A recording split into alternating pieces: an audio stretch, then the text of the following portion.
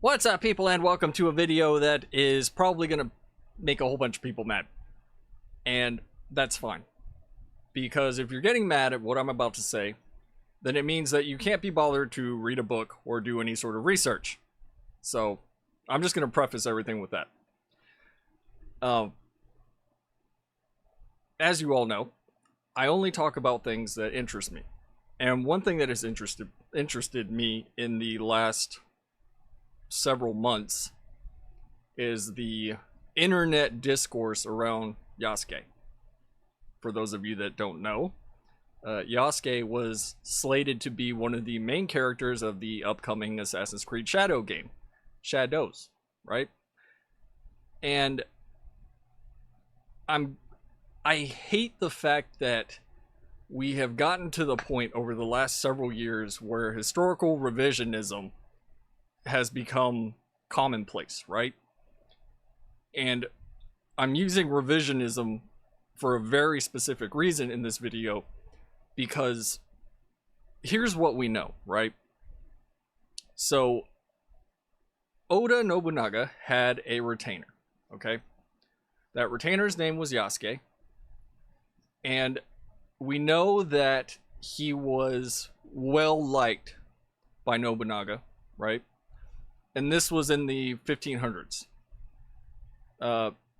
There is very little that we know outside of the fact that Yasuke arrived in Japan with the Jesuits. Was specifically the, I think it was an Italian Jesuit. And at one point, because he was such an oddity in Japan at that time, Oda Nobunaga decided he wanted him for himself as a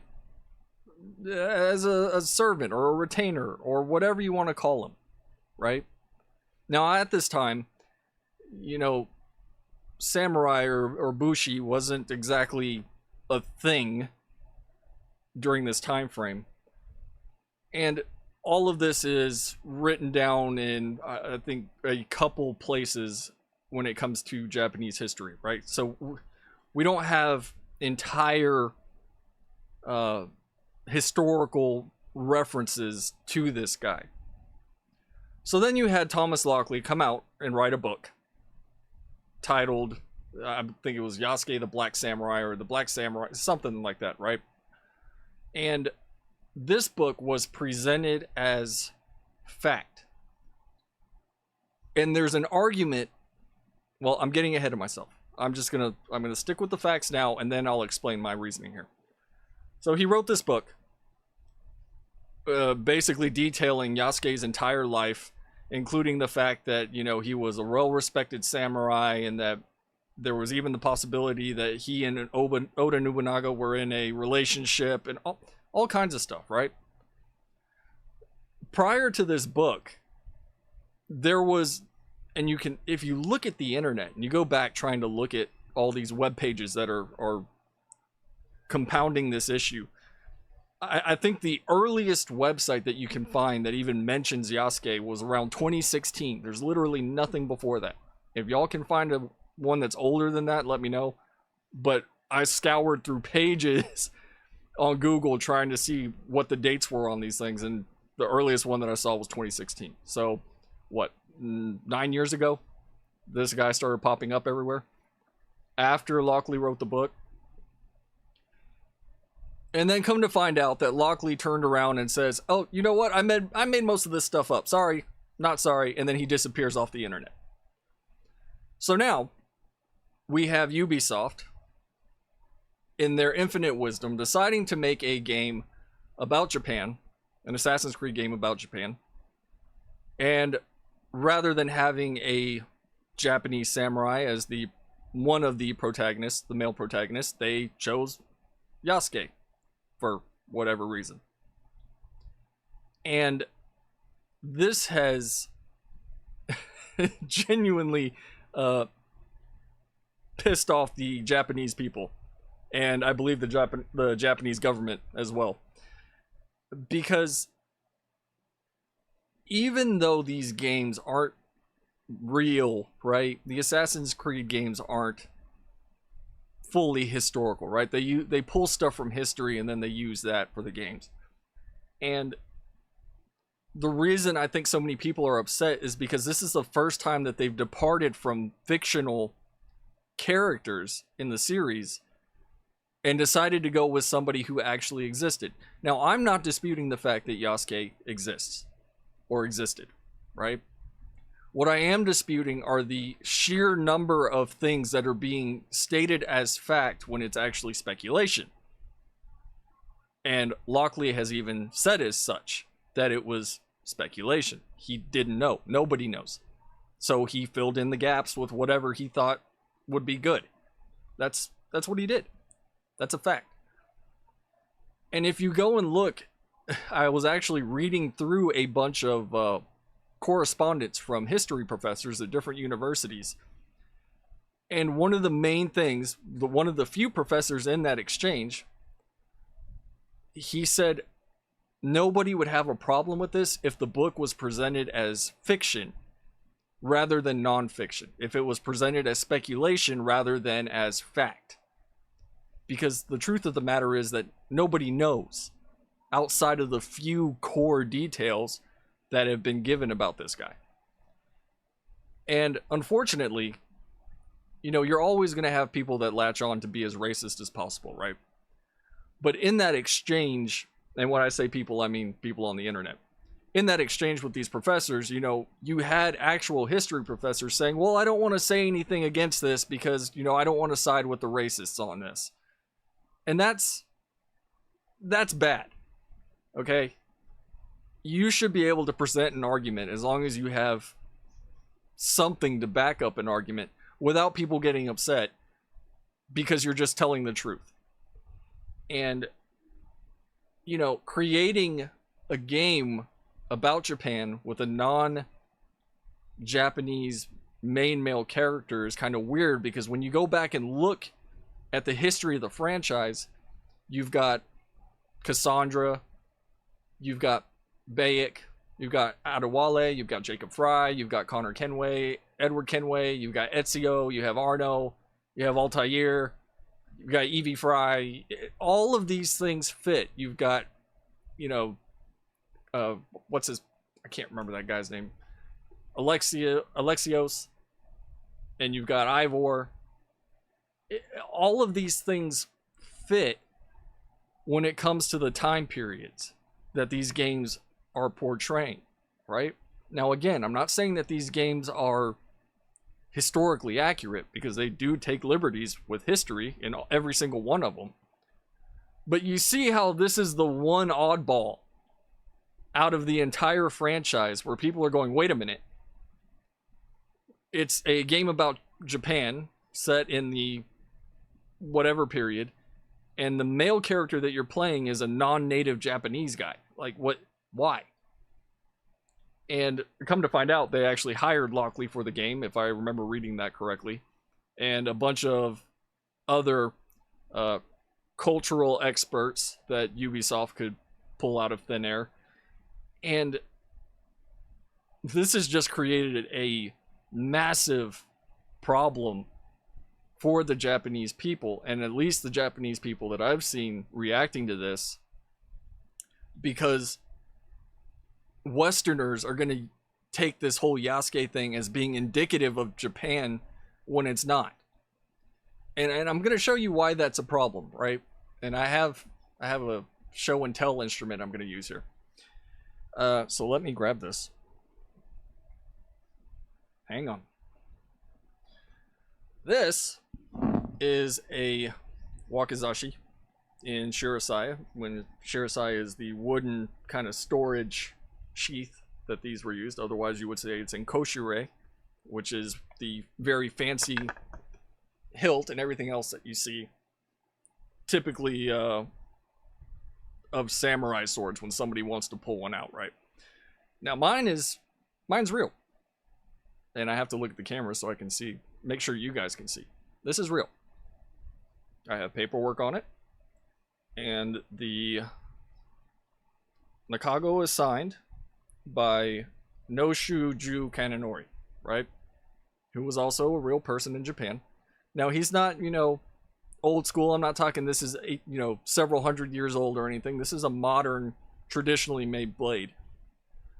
And there is very little that is known about this swordsmith. And in fact, the best thing I could find was kind of an aggregate of what everybody already knows about him. Okay? So I'm going to read this off because this is not something that I have memorized. He was a Japanese swordsmith who worked in Seiki Gifu Prefecture, born in 1907, and was a younger brother of Kojima Kanemichi, who was another famous swordsmith, right? He worked for his brother's company during World War II, and he was given the title of, and I'm going to butcher this because my Japanese is abhorrent, Rikugen Jumei Tosho by the Japanese military, which was given to skilled swordsmiths during the Taisho and early Showa periods. So he continued making swords after World War II, and he won a competition prize 8 times. So that's it. That's what we know. Now I'm gonna say that Kanenori was the most famous swordsmith of the time. He only made one of these blades. This is the only blade in existence that he ever made. He was actually recognized by the government as being one of the greatest swordsmiths that ever lived, right? Let's see. He took this blade and he killed a dragon with it. And then I think that the wavy lines on this sword, I think those are there because this sword killed 800 people and left a bloodstain looking thing on it. And let's see. It's one of the sharpest swords ever made. And let's see here. What else we got? This bamboo sheath is actually made out of some rare pine tree that has never existed before. So you see what I did there? I just made a whole bunch of shit up based on the little bit that I know about this guy. And a lot of that was exaggerated for the purpose of my example. But you see how easy it is when something has very little information and then somebody wants to present additional information as fact, which is exactly how I was doing that. I wasn't leaving any room for questioning. I was just saying whatever popped into my head and presenting it to you guys as information for you to do with what you will, right? And it's not entirely surprising that Lockley did what he did, especially at the height of the social justice movement, and now all of a sudden we have a black samurai, right? And now it's gotten to the point where you have so many people that just believe every little thing. I mean, I don't even want to get into the editing battle that was happening on Wikipedia before they finally caved and just allowed a whole bunch of information that is only coming from one source. Lockley. It even turned out that I think he was editing his own Wikipedia to present stuff as fact when it's not. So, the whole thing, I just gave you the root of the problem. The root of the problem is that somebody presented a whole bunch of things as facts when they're not, right? And of course the internet's going to eat it up because, oh wow, there was a black samurai. Oh, okay. And then the arguments just devolve into this stupid culture war identity politics bullshit where it's like, oh, well, you wouldn't have a problem if it was a white guy in the game. Yeah, I would, because that's not indicative of the time period. Oh, well, it's just a game. Why do you care? Well, I care because, again, it's almost offensive to actual Japanese people that are saying, well, I'm not saying it's almost offensive. It is offensive to a majority of these people that are looking at this and going, this doesn't represent us, right? And, Ubisoft shot them in the foot by trying to say that this was historical in some way or another. They should have just left it at that. They should have just left it alone. And then, not to mention all the other screw-ups that have happened. Now, I think you've got a female sumo player as an NPC character. You've got watermelons in spring.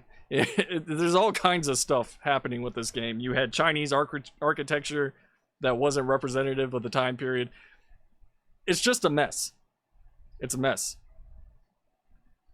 And I think, this is just my personal opinion, again, I'm not disputing the fact that Yasuke exists. What I'm disputing is the way that he's been presented by Ubisoft, right? Now, if Ubisoft had come out and been like, you know what, we're going to make a game strictly about Yasuke, and we're going to, play fast and loose with the facts in this and whatever.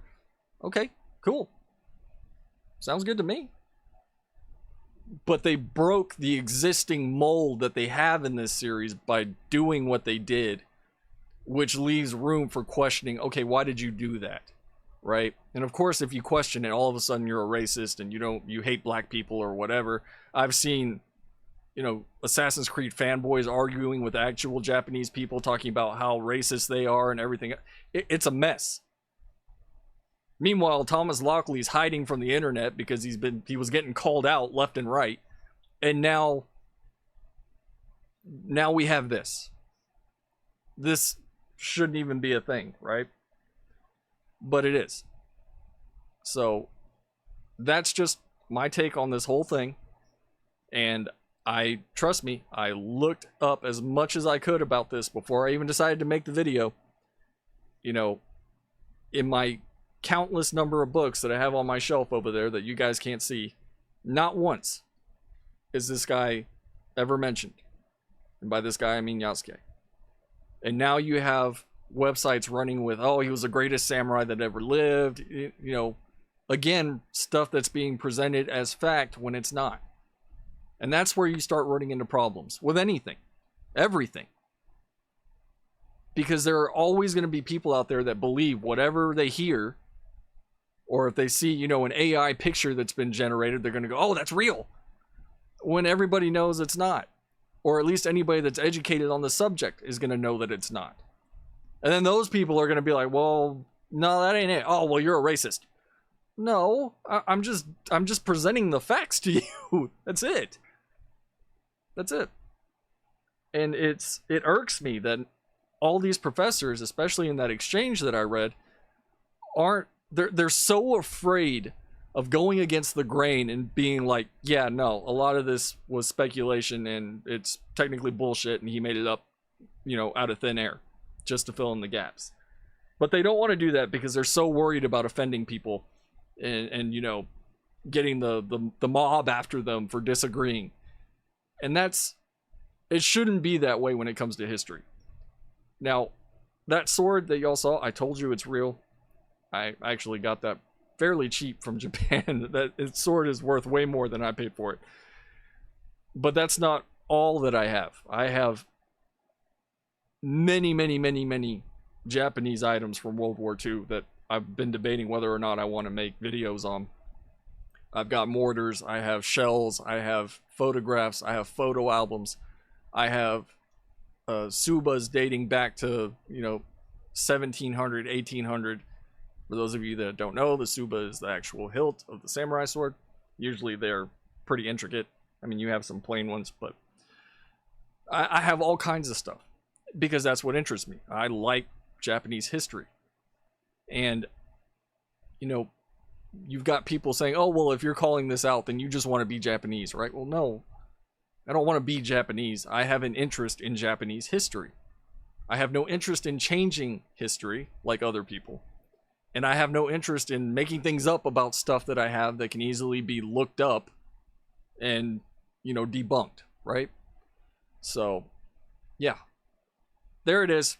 Like I said, I know a bunch of people are going to get mad about this video. I don't care. I really don't, because all I did was present the facts to you and give you a rundown of why people are rightfully mad about this whole thing. If I were Japanese, I'd be mad. I'd be mad if Ubisoft decided they want to make a game about the Aztecs and they've got a white guy swinging from the vines in the jungle, right? It doesn't fit. Or they have a Middle Eastern guy running through running down Aztec soldiers out of nowhere.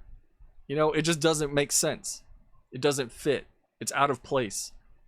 And especially given the footage that we've seen coming out about this video game where you've got Yasuke who looks like a fucking raging bull, you know, dismembering a whole bunch of Bushi.